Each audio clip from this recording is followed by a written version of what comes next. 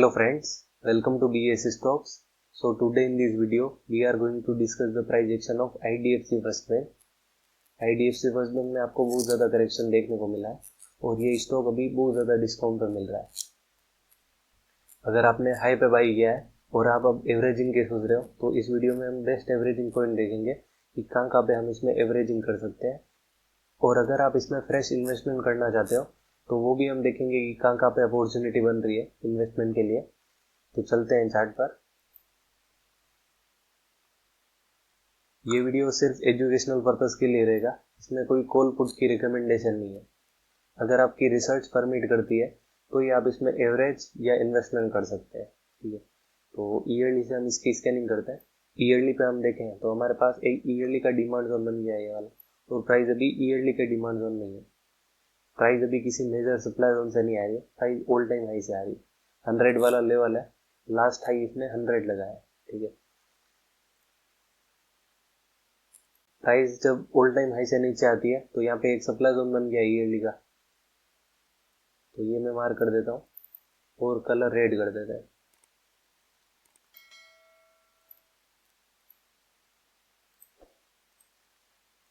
अब हम चलते हैं हाफ ईयरली पे। हाफ ईयरली पे यहाँ पे कोई डिमांड जोन नहीं है अभी, पर हाफ ईयरली का सप्लाई जोन और ईयरली का सप्लाई जोन कोइंसाइड कर रहा है। यहाँ पे जो भी डिमांड जोन है वो अच्छा डिमांड जोन है, क्योंकि इसने इस सप्लाई जोन को खत्म किया है और पीछे जो सप्लाई जोन है यहाँ पे ये वाला सप्लाई जोन, इसके ऊपर भी क्लोजिंग दी है, ठीक है। तो ये यहाँ पे जो भी डिमांड जोन है वो अच्छा डिमांड जोन है। क्वार्टरली पे हम देखते हैं कि कुछ डिमांड जोन है, तो यस क्वार्टरली पे एक अच्छा डिमांड जोन हमें दिख रहा है, जिसका अचीवमेंट है कि इसने ऑल टाइम हाई पे इस स्टॉक को पहुंचाया है, ठीक है। तो यहाँ पे जो सप्लाई जोन था, यहाँ से प्राइस में एक डाउन मूव आ रहा था, ये देखो यहाँ पे ये सप्लाई जोन है, इसको ब्रेक इसे डिमांड जोन ने किया है। पीछे हमारे पास ये एकदम ओरिजिन वाला सप्लाई जोन है जिसने यहाँ से यहाँ तक डाउनफॉल दिया है, उसके ऊपर भी इसने क्लोजिंग दी है, ठीक है। तो ये वाला डिमांड जोन हमारे पास अच्छा है, अच्छी प्राइस पे ये स्टॉक अभी मिल रहा है, ठीक है। तो ये पिक्चर मैं क्लियर कर देता हूँ। तो हमारा ये वाला डिमांड जोन है, इसमें 2 लेगआउट कैंडल है, तो हम इसको वीक टू वीक भी मार्क कर सकते हैं। अब हम चलते हैं मंथली पे। मंथली पे हम देखें तो अच्छी स्ट्रक्चर है, देखो लगातार 1 2 3 4 5 6 मतलब 5 लेगआउट कैंडल बनी है लगातार। तो मतलब कितनी स्ट्रॉन्ग बाइंग रही होगी, लगातार 5-6 मंथ में बाइंग ही बाइंग, ठीक है। तो यहाँ पे हम देखें तो यहाँ पे एक अच्छा डिमांड जोन यहाँ पे रेडी है। अगर हम इसको पूरा मार्क करें तो हम ऐसे मार्क कर सकते हैं, और अगर हम सिर्फ इसका ओरिजिन मार्क करें कि जो बाइंग का ओरिजिन है वो कहाँ से स्टार्ट हुआ है, तो बाइंग तो यहाँ से स्टार्ट हुई, तो ये ओरिजिन पॉइंट है हमारा। इसका कलर मैं चेंज कर देता हूँ।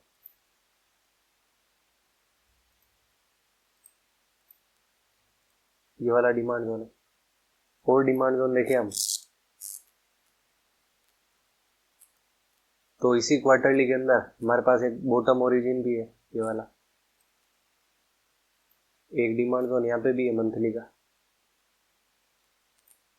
ठीक है। ये 3 डिमांड जोन है और अभी प्राइस आई है अपने इस डिमांड जोन में, जिसका अचीवमेंट बहुत अच्छा है। देखो मतलब यहाँ से प्राइस में इतना बाइंग प्रेशर, और जितने भी सप्लाई जोन थे, यहाँ पे सप्लाई जोन था, यहाँ पे सप्लाई जोन था, इसके ऊपर डायरेक्टली क्लोजिंग मिल गई है, ठीक है। तो ये अच्छा डिमांड जोन है। वीकली पे हम देखते हैं कि इसमें कुछ अच्छा एग्जीक्यूशन पॉइंट है या नहीं, ठीक है। तो यस वीकली पे भी एक अच्छा पॉइंट दिख रहा है यहाँ पे, वीकली पे ये अच्छा पॉइंट है, ठीक है। बेस कैंडल ज्यादा है लेकिन वीकली पे हम देख रहे हैं, और डेली पे हम एग्जीक्यूशन देखेंगे कि इसमें कुछ अच्छी अपॉर्चुनिटी है या नहीं। एक डिमांड जोन यहाँ पे भी है और एक demand zone best demand zone ये भी है, ठीक है। ये एकदम ओरिजिन पॉइंट है, ये भी अच्छा है। अब हम डेली पे एग्जीक्यूशन देखते हैं। तो हमारा ये क्वार्टरली का बॉक्स है, इसके अंदर अगर हम डिमांड जोन देखें तो हॉरिजॉन्टल लाइन से मैं डिमांड जोन मार्क करूंगा। एक डिमांड जोन है हमारे पास ये वाला, हॉरिजॉन्टल लाइन की सेटिंग में चेंज कर देता हूँ।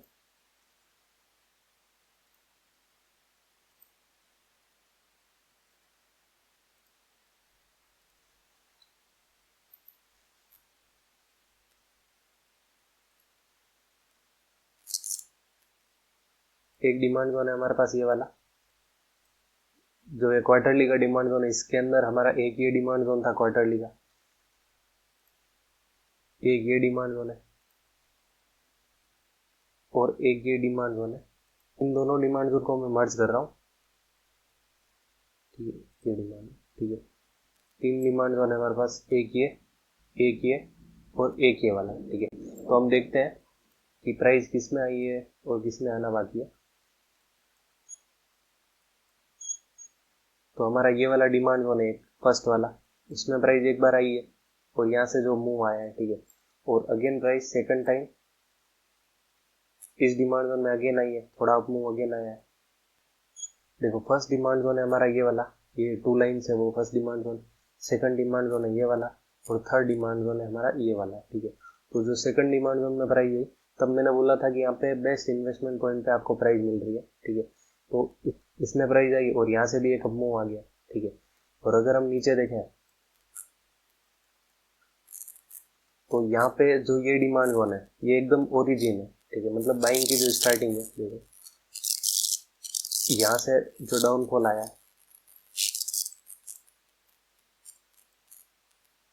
और यहाँ से जो बाइंग आई है, ठीक है। मतलब ये स्ट्रॉन्ग पॉइंट है जहाँ से बाइंग की स्टार्टिंग हुई है, तो ये एक बेस्ट पॉइंट है बाइंग का।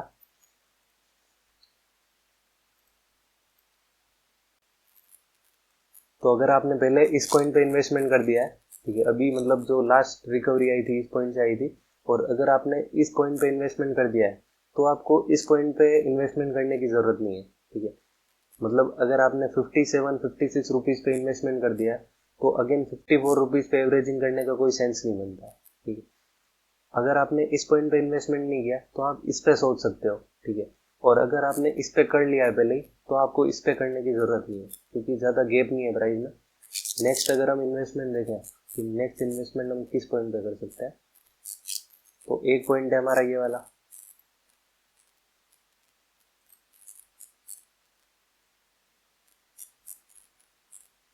अगर आप 52-53 पे कर रहे हो तो अगेन आपको इस पे भी करने की जरूरत नहीं है, ठीक है। मतलब ज्यादा वो नहीं है। तो अगला इन्वेस्टमेंट आपका होना चाहिए एटलीस्ट इस पॉइंट पे, ठीक है, 37-35 के आसपास। अभी अगर आप 54 रुपीज पे इन्वेस्टमेंट करते हो तो नेक्स्ट इन्वेस्टमेंट आपका होना चाहिए 37-36 के आसपास, ठीक है। मतलब अभी आप 53 रुपीज पे 100 क्वांटिटी ले सक रहे हो, तो इस पॉइंट पे आपको 130-140 क्वांटिटी मिलेगी, क्योंकि प्राइस कम हो गई है, ठीक है। तो क्वांटिटी आपकी वैसे ही बढ़ जाएगी। तो अगर इस पॉइंट पे कहीं आती है तो आपका आरआर बहुत ज्यादा बढ़ जाएगा, और ये पॉइंट भी अच्छा ही है, ये पॉइंट भी अच्छा ही है, ठीक है। तो आप इन दोनों पॉइंट में सोच सकते हो आईडीएफसी फर्स्ट बैंक में, ये दोनों पॉइंट्स अच्छे हैं। इस पॉइंट पे अगर आप इन्वेस्टमेंट करना चाहो तो भी आप कर सकते हो, और अगर आपने हाई पे 100 के आसपास बाई किया है तो आप इस पॉइंट पे एवरेज कर सकते हो। और एक पॉइंट है हमारा ये वाला, ठीक है।